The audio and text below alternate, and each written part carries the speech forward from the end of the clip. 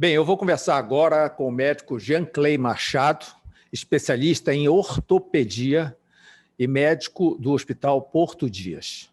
Doutor Jean Clay, é um prazer poder falar com você nesse momento. Boa noite. Boa noite, um prazer todo meu, Mauro. É sempre muito bom conversar com você. Eu estou vendo que está tendo uma campanha esse mês sobre artrose. E a artrose afeta tanta gente assim, doutor Jean Clay? Artrose é muito mais comum do que a gente imagina. Na verdade, a gente pode dizer que é a história natural de todos nós, Mauro. Então, todos nós A que partir de chegamos... determinada idade, né? Isso. Normalmente, a partir da terceira idade, é esperado que todos nós tenhamos algum grau de artrose. É claro que alguns mais, outros menos, uns mais cedo, outros mais tarde, mas todos nós, a gente caminha para a artrose. É um desgaste da articulação, né? É um desgaste da articulação, é justamente isso, que você tem um desgaste, as articulações, os ossos são recobertos por cartilagem, todo mundo já ouviu falar. Então, quando a gente tem um desgaste dessa cartilagem, onde eu começo a ter contato do osso com o osso, é diante disso que eu tô presente do que a gente chama de artrose. O que é que eu posso fazer para me antecipar, para tentar evitar a chegada da artrose? Então, várias são as medidas que a gente pode tomar. O controle do peso ele é muito importante, não só pelo peso em si, que tem uma influência grande nas articulações de carga, que são as articulações de membros inferiores, quadril, joelho, tornozelo, mas também a gente sabe hoje que a gordura ela é diferente do que se pensava no passado, ela não é um tecido inerte. A gordura ela também te deixa inflamado, ela te causa inflamação. E essa inflamação, que a gente chama de artrite, que muitas vezes se confunde com o termo artrose, ela também tem relação com a doença. Então, a gordura... A diferença básica entre artrite e artrose, até porque eu ia lhe perguntar logo em seguida sobre a artrite. Então, isso é puramente didático. A artrite, a gente está falando da inflamação em si, a artrose do desgaste, mas tem muitos autores que consideram como sinônimos. Mas, de um modo dizer que a inflamação é artrite e o desgaste é artrose. Sim. E uma coisa não quer dizer que não tenha as duas. Você pode ter os dois casos. Eu posso ter uma doença, uma artrose, já com processo inflamatório instalado, que seria uma artrite. Nós vamos ter uma Olimpíada daqui a poucos dias. E eu estou vendo atletas de alta performance se preparando, inclusive alguns com pós-Covid. O que é que o senhor, especialista neste assunto, pode esperar de uma competição como essa nesse momento? Especificamente sobre essa questão da Covid, esse pós-Covid, que a gente percebe que as pessoas, de modo geral, elas têm uma coisa que chama sarcopenia pós-Covid, que é essa perda da musculatura, Mauro. Então, essa perda da musculatura, ela impacta de uma série de aspectos. E, sem dúvida nenhuma, na performance. A preocupação, naturalmente, que se tem é com a performance desses atletas. Especificamente falando das articulações, e aí vem um segundo motivo, o segundo fator que a gente tem para minimizar os efeitos da artrose, que muitas vezes ela vai ser inevitável, todos nós caminhamos para isso, é justamente você fazer atividade física. Então, a atividade física ela é muito importante. E dentro da atividade física, aquela que gera uma melhora na condição muscular, sem dúvida, é aquela que mais ajuda no controle dos sintomas de uma artrose. Então, você fazer fortalecimento muscular, por isso que cada vez mais se indica, até para o idoso, e principalmente, diria para o idoso, fortalecimento muscular. Se você fortalece a musculatura, você protege a articulação. De uma forma assim, bem lógica, é só você imaginar que se eu tenho um músculo fraco, na hora que eu piso, o peso do meu corpo vai todo para a articulação. Ao passo que se eu tiver um músculo forte, na hora que eu piso, o músculo ele absorve parte do impacto e vai bem menos para a articulação. Doutor Jean Clay, o momento ideal de começar a recomposição muscular, já que ao sair do Covid, a pessoa geralmente está com problema com oxigênio, tem pouco oxigênio até para sobreviver. E a musculatura, para crescer, necessita de oxigênio. Com certeza. Então, a reabilitação pós-Covid é dividida em etapas, em fases. Claro que você trabalha em paralelo a reabilitação cardiopulmonar, e é justamente isso que você está falando, essa reabilitação para você melhorar a sua oxigenação, e, paralelo a isso, a chamada reabilitação motora, a musculoesquelética. Claro que são etapas. Primeiro, você começa com algo que tem de mais básico para o paciente, que é ele caminhar, dependendo da gravidade da COVID, põe esse paciente para caminhar, para se movimentar, e a partir do momento que você perceba que o condicionamento dele está melhorando, aí você vai avançando para exercícios mais vigorosos que visem, inclusive, o ganho de força muscular. Isso requer quanto tempo, doutor Jean Clay? Essa Então, recuperação? varia muito, varia basicamente de dois fatores. Primeiro, a gravidade da doença, e segundo, o perfil do paciente. Se você tem um paciente que já tinha uma musculatura bem preparada, se já tinha um cardiopulmonar bem preparado, naturalmente esse tempo é menor. Por exemplo, com um atleta de alto rendimento, que a gente mexe muito com atleta de futebol, os atletas todos nossos que tiveram Covid, o tempo de recuperação foi muito curto. Os atletas que tiveram as formas um pouco mais difíceis de se tratar, esse tempo chegou a 2, 3, no máximo 4 semanas, e já estavam com rendimento bem próximo daquilo que tinham antes da doença. Então, o teu condicionamento prévio à doença, sem dúvida, é um fator, né? Inclusive, vários estudos mostram que o índice de complicações é menor naquelas pessoas que tinham o hábito de fazer atividade física de uma forma rotineira. E Então, de que isso é um forma fator, entraram na doença, né? com certeza. Então, a atividade física ela é muito importante nessa época de pandemia, mais ainda, Mauro, porque é uma das maneiras que a gente tem de se proteger. É isso que os donos de academia defendem também quando o lockdown fechou todas as academias, para considerar a academia e a atividade física uma atividade essencial. Eu particularmente concordo, porque quando se fala em academia, a gente está falando basicamente em saúde, né? As pessoas não vão para a academia para se tornar mais belas. As pessoas Já vão para a foram, academia né? em busca de Passou, isso é saúde. coisa do Já passado. houve, né? Tem um percentual pequeno, mas fundamentalmente as pessoas vão atrás de saúde.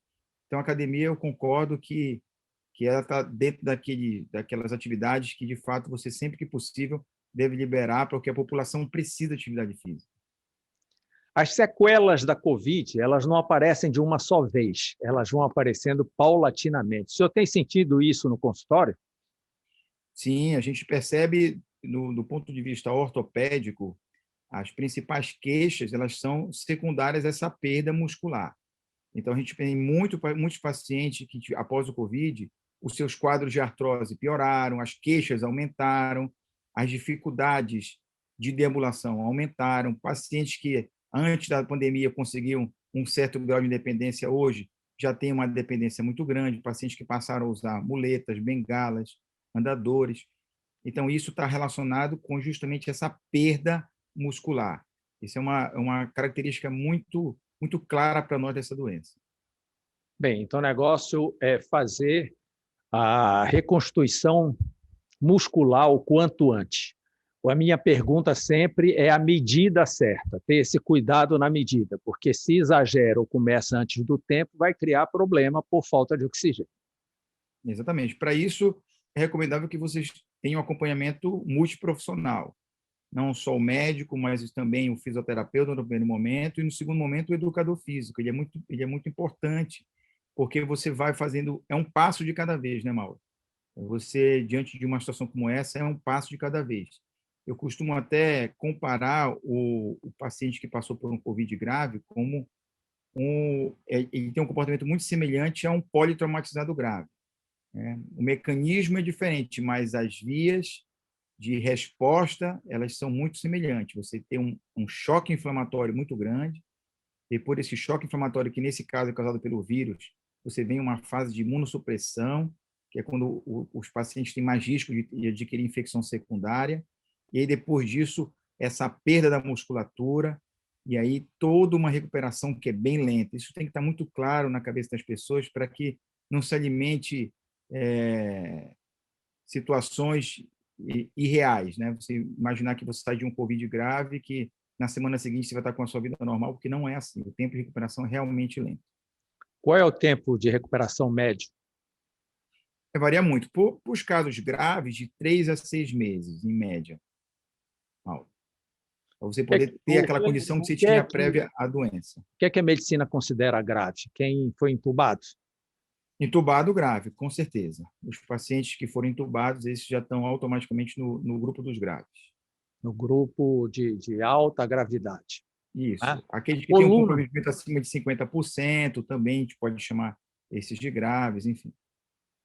coluna vertebral, por ficar deitado durante tanto tempo no hospital, porque é uma doença que exige um tempo prolongado de tratamento. Exatamente. Ela sofre muito, pelo mesmo motivo. Eu tenho uma atrofia, uma hipotrofia muscular, e aí você começa a gerar pontos de sobrecarga. E como você bem sabe, dependendo da forma da doença, a recomendação é que o paciente nem saia da cama para ir ao banheiro. Então, quer dizer, esse imobilismo que é tão importante para você poupar energia, né, nesse momento crítico da doença, ele traz consequências, a gente sabe disso, mas a gente tem que trabalhar gerenciando riscos. O risco, nesse momento que a gente pede para o paciente ficar imóvel, parado na cama, é justamente um risco maior de complicações, sobretudo pulmonares. Depois, passar essa fase, passar esse choque inflamatório, que o paciente já está numa fase de recuperação um pouco mais avançada, a gente corre atrás dessa recuperação muscular. Essa questão ortopédica, ela ocorre mais nos mais jovens ou nos mais velhos? Ela ocorre em todos os pacientes e, naturalmente, quem sofre mais são aqueles que ficam mais tempo acamados, quer dizer, os casos mais graves, e aqueles que não têm um histórico de atividade física regular. Esses pacientes têm um músculo não tem memória, então é um músculo mais difícil, e para você conseguir despertar esse músculo é bem mais complicado do que um músculo que tem uma memória prévia sobre atividade física. Então, a memória muscular é breve, é de pouco tempo, não é aquela que o cara se exercitou lá quando era garoto, nada, é recente. Então, aí tem muita discussão sobre isso, mas acredite-se que pelo menos 10 anos. O músculo tem uma memória próxima de 10 anos. Então, se você tem o hábito de fazer atividade física nos últimos 10 anos, algum grau de memória você vai ter. Agora, é claro, quanto mais recente, né, o seu hábito de fazer atividade física, mais fácil da musculatura ir lá e buscar essa memória. E na sua especialidade, você acredita que qual seja a pior sequela da Covid? Do ponto de vista ortopédico, eu diria que a qualidade de vida das pessoas, Mauro, me chama muita atenção isso no consultório.